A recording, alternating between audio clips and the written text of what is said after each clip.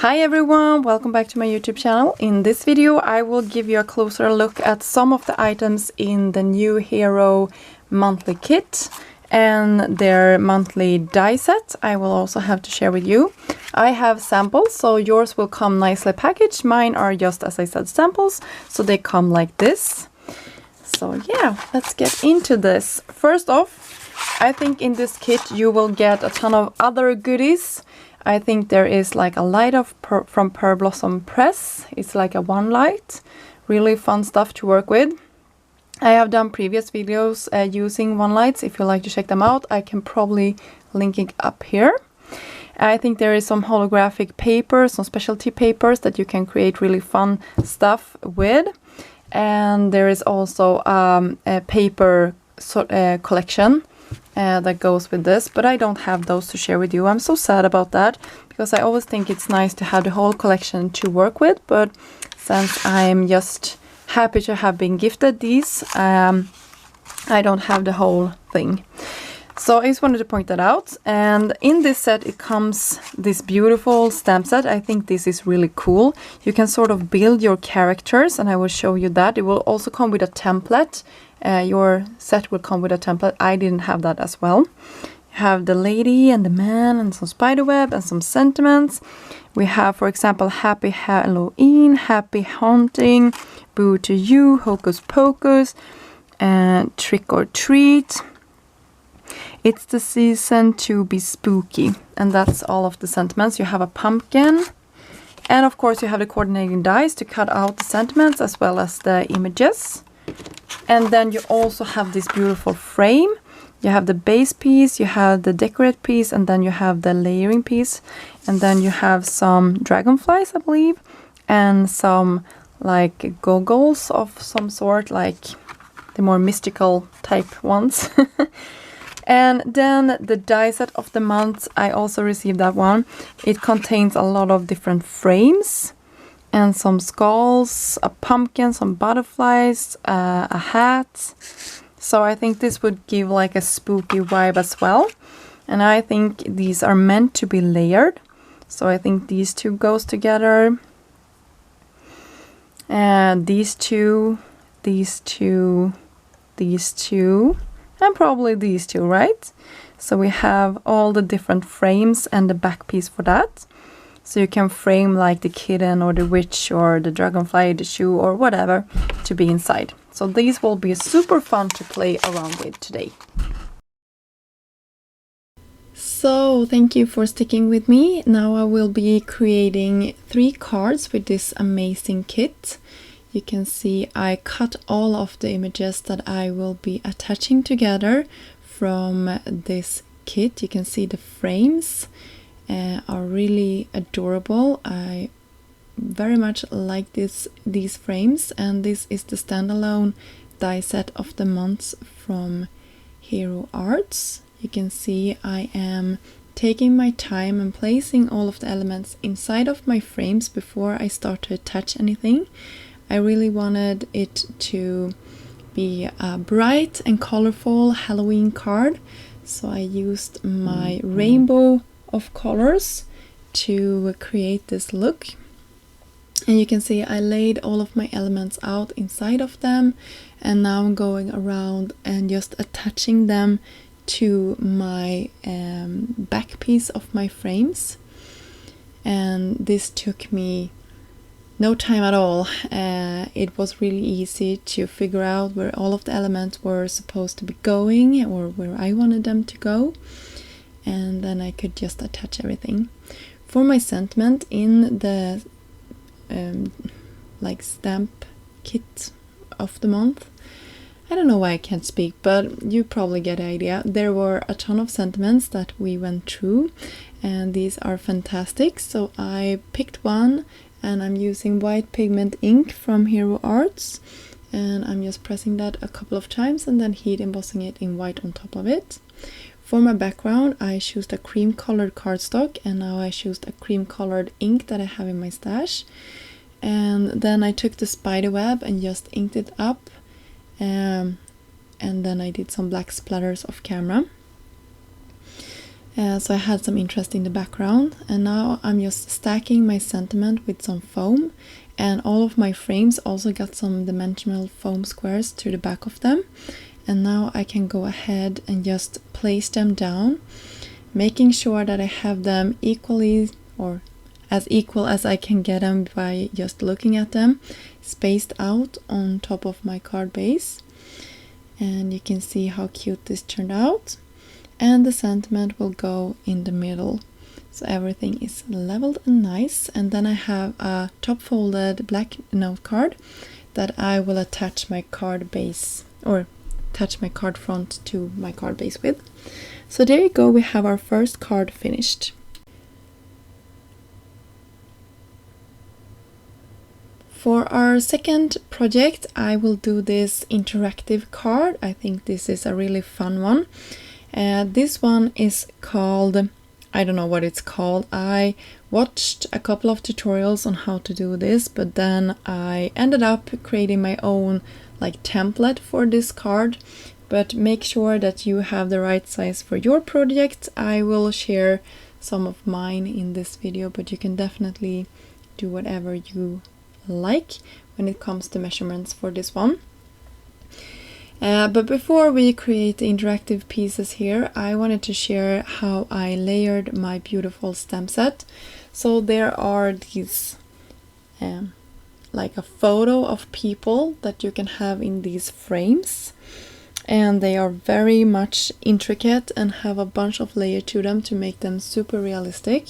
There is a guide, a template in your kit. I didn't receive it, so I had to look through my stamp and stamp them down. I did a couple of ones just to get a hang of it, and I think some of them turned out really nice, some of them turned out okay, some of them didn't turn out nice. So it took me a couple of tries and error until I get the perfect alignment for the girl. So you probably can see it here on screen that all of mine are a little bit different, but okay, they are not perfect. If you have the guide, I think it would be even a little bit more easy, but I wasn't disappointed with the result I got. It just took me a couple of times until I liked the result. That's all. So I did the same thing with the boy image or the man image here, and also a couple of pumpkins that I will be using for the front of my card. So here you can see all the elements when I used my die cuts and cut them.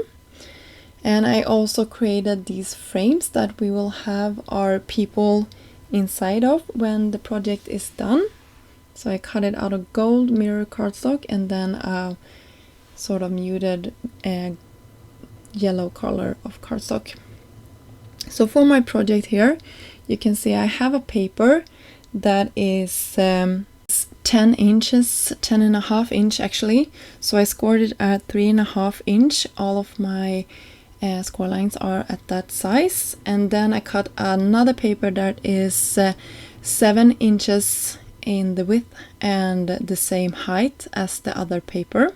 I also cut some white, black paper to be like the cover of my card front here, to be decorative pieces. So now this is the tricky part. So I will actually slow this down so you can see. 1/2 inch from all of my score lines. You can see my score line is there. I'm moving my paper over 1/2 inch, and then I'm folding down my presser, and this is really easy with this tool. I'm setting my blade to 3.5 inch, and then I will score up to 3/4 of an inch, I believe. So you can see here, I can really see, and then I can have my blade stop at exactly the same point at all of the times. So 1/2 inch from my score line, I cut the size I wanted my window to have. Then I'm moving my paper over, and to the other side of that score line, 1/2 inch from that, I'm doing the exact same thing. So the exact same height and down to 3.5 inch. So we have our first two score lines. Then you can see I'm just checking so that I have a perfect impression, so they are at the same level. I had to cut mine a little bit thicker because I had my score line to be a little bit wonky. I did the same thing, a 1/2 inch from the side of the score line in the middle there, and a 1/2 inch, and then I'm like cutting between them, so I get a square that is the exact same size. I hope this makes sense. I'm so sorry. You can see I did a template first just to make sure. Then for the black panel that I shared with you previously, I am looking through my measurements here, and I will make some lines at 1 3/4 and 1 3/4 from the other side. And that is just, you have to look at your measurements to make sure that it's the right measurements. I will like take these lines away, but it's easier for me to know exactly where to stop cutting when I'm done with this. And how to know if it's the right like size or not, it's going to be half the width of your panel size. I hope that makes sense. So now I'm doing the same measurements, a 1/2 inch from both of the sides from this one. This one is actually a little bit more easy. I'm sorry I'm not doing this explanation very well. I'm feeling it, but hopefully you get an idea, and you can always slow this down. Now I'm taking my like paper once more, and then I'm taking it to the line. So I'm just looking here and pressing it down, going to the line, same thing from the line to the other side. So we will create sort of a panel here. And then I'm doing the same thing here, lining it up, pressing it down, folding it in, and you can see we have all of our cut lines done. And then I can take this paper and score it at 3.5 inch, which is all of our panels sizes. And then I can also take my like score tool here and press underneath our lines here, so we can get those nicely scored as well. Hope this makes sense. Hope I'm going slow enough. And this took me a couple of tries and error before I got the right measurements and everything. So you have to play around. This is not a card that you are just creating. It has to take some time, okay? So don't be frustrated if you don't get the measurements right the first time. You have to understand that this is going to take a second or two to create. So sorry about that. You can see here I want my panels to be covered on the outside, to be black. So I'm just taking it to the front side, lining out where the window is, and then I can take an X-Acto knife and cut that out. Doing the same thing here, line it up exactly where I want it to be when it's done. Turning it over, making sure I have it perfectly there, and then I can make sure that this looks good. I wasn't happy with this one, so I will actually do it one more time just to make sure. And then I can take my X-Acto knife and just cut those windows out, and I actually did this free-handedly. You can probably have a die in your stash to do this project a little bit more easy. I didn't have that, so I just went for it. So you can see I have my line turned out perfectly, and if you have some white showing, you can always take a black marker and sort of hide that. I didn't have a problem, I think. Maybe I did something to the inside just because I wanted to be sure. So here we go, we can attach those, and to the inside flap I will also have a black panel that we can have the message to the recipient on top of. So you can see now it's folding nicely. Making sure, I'm just cutting this because I didn't like how it looked. Now it's pretty much perfect.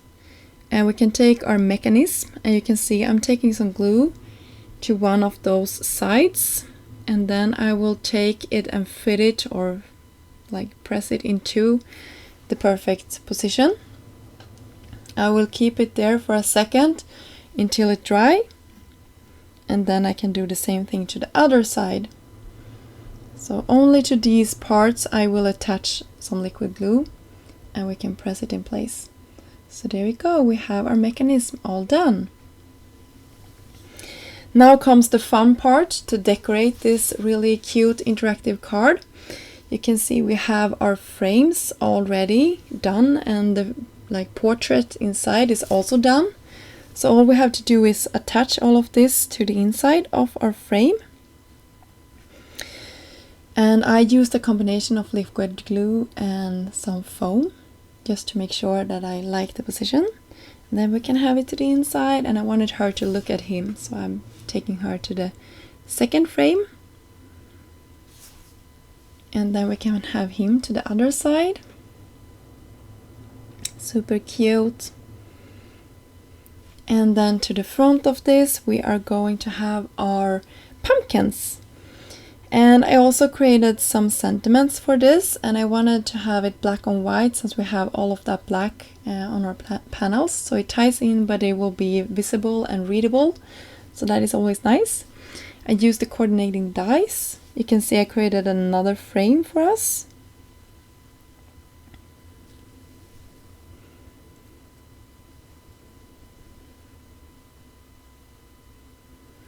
So the pumpkin also got some foam to the back, just to make sure that they are leveled.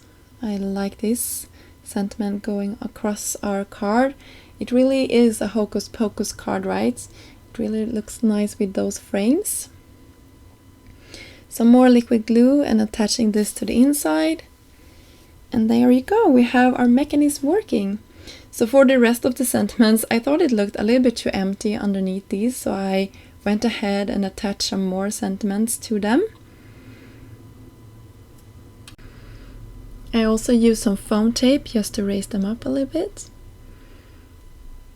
Some more foam here. Sorry, I'm going a little bit too slow on these parts and a little bit too fast on the other ones. Sorry.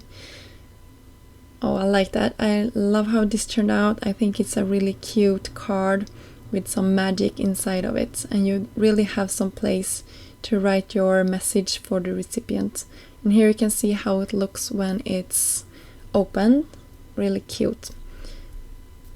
So there we go, we have our interactive card all done. Hope you enjoyed that, even though it went a little bit too fast. For our third and final card, I kept it quite simple. I created some more of those pumpkins in some happy colors. I did the same thing as I did on my first project with a spider web here and some splatters to the background. And then I took those the frame idea, but this is from the standalone set, and I paired it with the pumpkins and a sentiment that I heat embossed in white and black, and then I just pressed these frames down in the places that I wanted them to be in. And then I will attach this panel to, I think it was a white panel. I think that is really classy with the cream colored in the background. Yeah, so it turned out to be a white panel for this one. So this could really be a fall card or whatever. And there you go, we have our 3 cards finished. I hope you enjoyed this video. Sorry it got to be such a long video, but I hope I inspired you to create something with the new kits from Hero Arts. I will have links down below for all of the products that I used in this video. And I thank you so much for stopping by my channel. It would really help me out if you subscribe to my channel and maybe left a comment. And I will see you soon with some more content. Bye!